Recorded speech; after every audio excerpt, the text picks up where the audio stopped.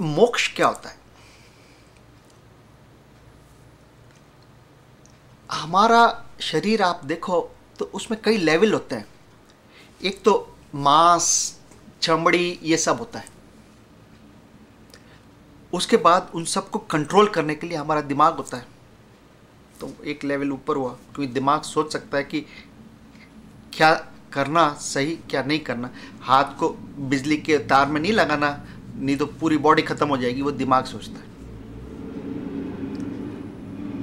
पर दिमाग के आगे भी अपने एक लेवल ऑफ थिंकिंग होता है, जिसको कि अपन लोग आत्मा बोलते हैं, अंतरात्मा बोलते हैं, अंदर की आवाज़ बोलते हैं, जो अपने को सही गलत का भान कराती है। कई बार हमें आने वाले खतरे के बारे में आभास देती है। कई बार कोई चीज़ हो रही होती है, हमें कुछ करना नहीं है, हम कोई चीज़ को देख रहे हैं, हमें पता लग जाता है कि ये ठीक नहीं है, कुछ इसमें ठीक नहीं है। वो सब जो है ना, हायर इंटेलेक्चुअल पावर होती है, वो ब्रेन से ऊपर उठ के होती है।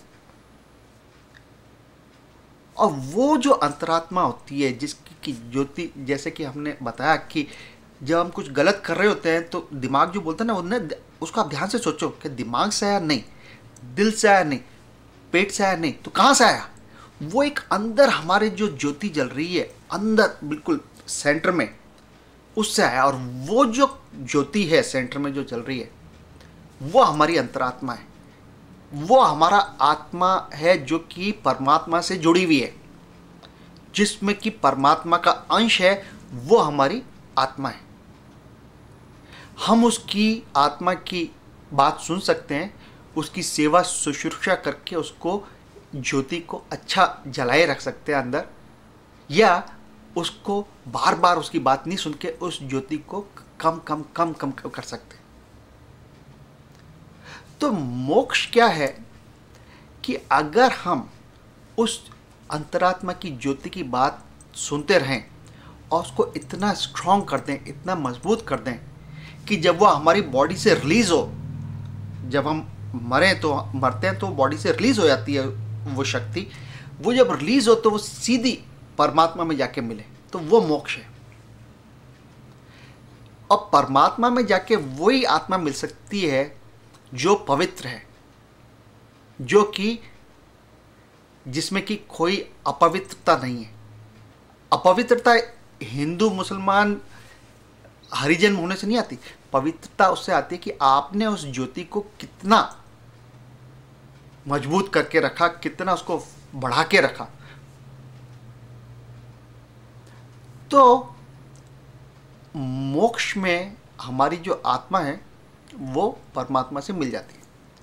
पर अगर हमने उस ज्योति को हमेशा परेशान करके रखा, हमेशा दबा के रखा, सारे पाप किए, गलत काम किए, कुकर्म किए, तो वो ज्योति जो हमारी है आत्मा, वो परमात्मा में नहीं मिलती। वो ऊपर जाके फिर लौट आती है वापस रिसाइकिल होने के लिए, कि हम उसको उतना प्योर कर सकें, इतने प्योर फॉर्म में ला सकें कि वो परमात्मा में जाके मिल सके, और वापस से सारी साइकिल शुरू होती है। तो मोक्ष के लिए जरूरी है कि हमारी अंदर की आत्मा इतनी प्योर हो कि वो परमात्मा में मिल सके। जो इम्प्योरिटी वाली है आत्मा, वो परमात्मा में नहीं मिलेगी। उसको प्योर होने के लिए वापस जमीन पे आना पड़ेगा, वापस यहाँ आना पड़ेगा, वापस जब तक वो प्योर नहीं हो जाती चक्कर काटना पड़ेगा। तो ये तो हुआ मोक्ष, बहुत साधारण रूप में मैंने आपको बताया। माया क्या होती है? देखो, अपने जो है, यूं समझो कि ये अर्थ है, अपन कहते हैं अपने चारों तरफ आसमान है। ऐसा नहीं कि नीचे आसमान नहीं है, क्योंकि अर्थ के नीचे भी आसमान है, क्योंकि अर्थ तो लटकी हुई है, सस्पेंडेड है। तो आप अर्थ के नीचे जाके देखो तो उधर भी आसमान दिखता है, इधर देखो तो भी आसमान दिखता है।